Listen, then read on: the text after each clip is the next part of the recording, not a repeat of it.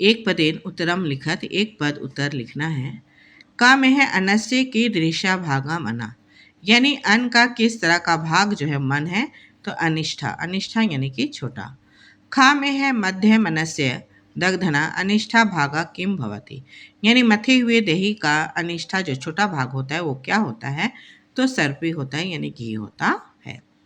मना की दृश्यम भवति, मन किस तरह का होता है, तो अन्मयम, अन्मय होता है।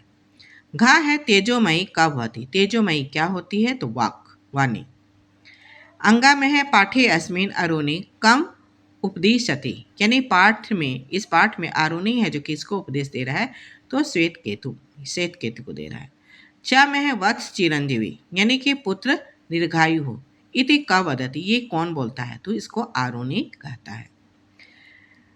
छ में है अयम पाठा कस्मात उपनिषदा समगृहीत, ये पाठ जो है किस उपनिषद से लिया गया है, छंदोग्य उपनिषद से। दूसरा में है अधोलिखितानाम प्रश्नानाम उत्तराणि संस्कृत भाषाया लिखा, संस्कृत भाषा में उत्तर लिखना है।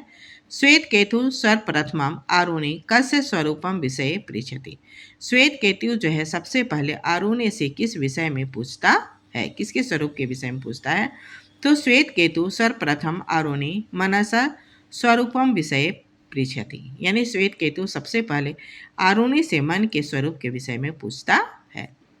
खा में है आरुणि प्राण स्वरूपम कथम निरूपयति, यानी आरुणि जो है प्राण के स्वरूप का कैसा निरूपण करता है, तो खा में उत्तर होगा आरुणि प्राण स्वरूपम निरूप्यान कथयति यत् पितानाम अपाम यो अनिष्ठा स प्राणा, यानी आरुणि जो है प्राण के स्वरूप का निरूपण में कहता है कि पिए गए जल का जो छोटा रूप होता है सब प्राणा वही प्राण होता है। गा में है मानवानाम चेतांसी की दृश्यानि भवंती, मानव का मन जो है वो किस तरह का होता है, उसके चित्त किस तरह का होता है, तो यहाँ पर गा में होगा मानवा या दृश्यम अनादिकम गृह्णाति तेषाम चितांसी तदृश्यम एव भवंती, यानी कि मानव जिस तरह का अनादि ग्रहण करता है उसी तरह से उसका मन भी हो जाता है।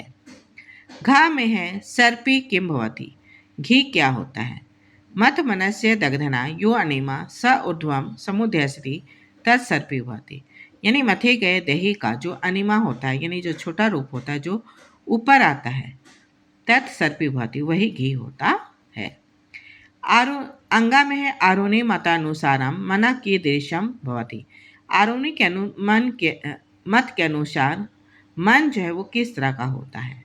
आरुणि मतानुसारम मना अन्मयम भवति, आरुणि के मत के अनुसार मन जो है वो अन्मय होता है। यहाँ पर हम लोग देख रहे हैं तीसरा में दिया हुआ है जिसमें आ स्तंभ है और उसको बा में दिए गए स्तंभ से क्या करना है, मिलान करना है। जैसे यहाँ पर हम लोग देख रहे हैं मना, मन जो है वो क्या होता है, अन्मय होता है। प्राण जो है वो क्या होता है, अपोमय होता है। वाक जो है वो तेजोमयी होता है। यहाँ पर विलोम शब्द दिया हुआ है। गरिष्ठा, गरिष्ठा मतलब बड़ा होगा तो उसका हो जाएगा अनिष्ठा। खा में है आधा, आधा मतलब नीचे तो ऊर्ध्वम ऊपर। गा में है एक बारम, एक बार। भूया यानी फिर से। अनवधिताम उसका क्या हो जाएगा, अवधिताम। किंचित तो इसका हो जाएगा शर्वम। उसी तरह से यहाँ पर दिया हुआ है तुमुन प्रत्यय जोड़ के बनाना है। जैसे श्रु में अगर तुमुन प्रत्यय डालते हैं तो श्रोतुम सुनने के लिए। गा में है वृंद, तुमुन प्रत्यय तो वदितुम। गा में है पठ, तुमुन प्रत्यय पठितुम पढ़ने के लिए। क्री में अगर तुमुन प्रत्यय लगाते हैं तो करतुम यानी करने के लिए। अंगा में है वि उपसर्ग या धातु तुमुन प्रत्यय विज्ञातुम जानने के लिए। यहाँ पर वि उपसर्ग आ धातु वि उपसर्ग आ धातु आ उपसर्ग और ख्या धातु और तुमुन प्रत्यय व्याख्यातुम व्याख्या करने के लिए। निर्देशानुसार यहाँ पर दिया हुआ है। जैसे अहम किंच प्रष्टुम एक धातु है तो यहाँ पर लट लकार में है तो क्या हो जाएगा, अहम के साथ में इच्छामि, आमि। खा में है मना अन्मयम भू धातु, भू धातु है लट लकार में, तो ये ती आ जाएगा एक वचन में, भवती। गा में है सावधानम श्रु धातु, लोट लकार, श्रोनो। अंगा में है, घा में है तेस्वी नो अधिताम, यानी अस धातु में है तो अस्तु हो जाएगा। अंगा में है श्वेत केतु आरुणी शिष्य, अस धातु लंग लकार भूतकाल में तो आसित हो जाएगा। फिर यहाँ पर हम लोग देख रहे हैं दिया हुआ है, यथा करके दिया हुआ है, अहम शिष्यम उपदेश्यामि, मैं शिशु को क्या कर रहा, उपदेश दे रहा हूँ। खा में अहम गुरु प्रणामी, मैं गुरु को प्रणाम कर रहा हूँ। गा में अहम छात्रम आज्ञाप्यामि, मैं छात्रों को आज्ञा दे रहा हूँ। अहम गुरु पृच्छामि, मैं गुरु को पूछ रहा हूँ। घा में अहम सत्यम अवगच्छामि, मैं सत्य को जानता हूँ। संधि विच्छेद करना है। यहाँ पर अति असि तस्य अनस्य, जोड़ के इसका हो जाएगा अतिशय अनस्य।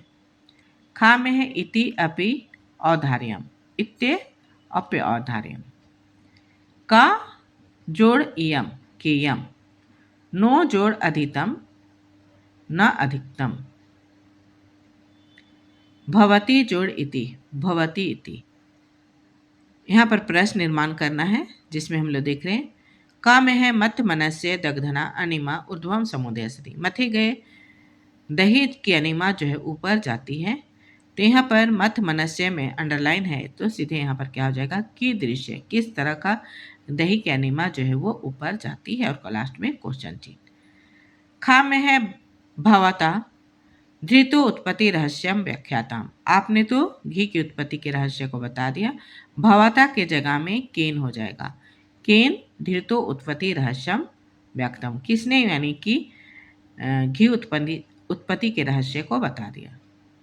गा में है आरुणी उपगम में श्वेत केतु अभिवाद्यति, यानी आरुणी जो है पहुंचकर श्वेत केतु जो है वो क्या करता है, अभिवादन करता है। तो यहाँ पर श्वेत केतु में अंडरलाइन किया हुआ है, तो श्वेत केतु की जगह में क्या हो जाएगा, का होगा, और लास्ट में क्वेश्चन चिन्ह हो जाएगा। आरुणी उपगम्य का अभिवाद्यति, यानी किसका अभिवादन करता है। अंगा में है, नहीं घा में है श्वेत केतु वाग विषय पृच्छति, श्वेत केतु जो है वाणी के विषय में पूछता है, तो यहाँ पर वाक विषय में अंडरलाइन किया हुआ है, तो श्वेत केतु किम पृच्छति, श्वेत केतु किसके बारे में पूछता है। उसके बाद में यहाँ पर सारांश में 5 वाक्य बनाना है, जिसमें दिया हुआ है, जैसे मना अन्मयम अस्ति, मन जो है अन्मय होता है। प्राण अपोमया अस्ति, प्राण जो है अपोमय है। तीसरा है वाक तेजोमयी भवति, वाणी जो है तेजोमयी होती है। चौथा में मानवा या दृश्य अनादिकम गृहणति तस्य चरित्र आदिकम तदृश्यम एवं भवति, यानी जिस तरह का मनुष्य जो है अनादि को ग्रहण करता है, उसी तरह से का चरित्र उसी तरह का होता है। 5वें में आरुणी श्वेत केतु वाडमना प्राण स्वरूपम सम्यक उपदिष्टवान, यानी आरुणी जो है श्वेत केतु की वाणी मन और प्राण के स्वरूप का अच्छी तरह से है जो कि उपदेश देते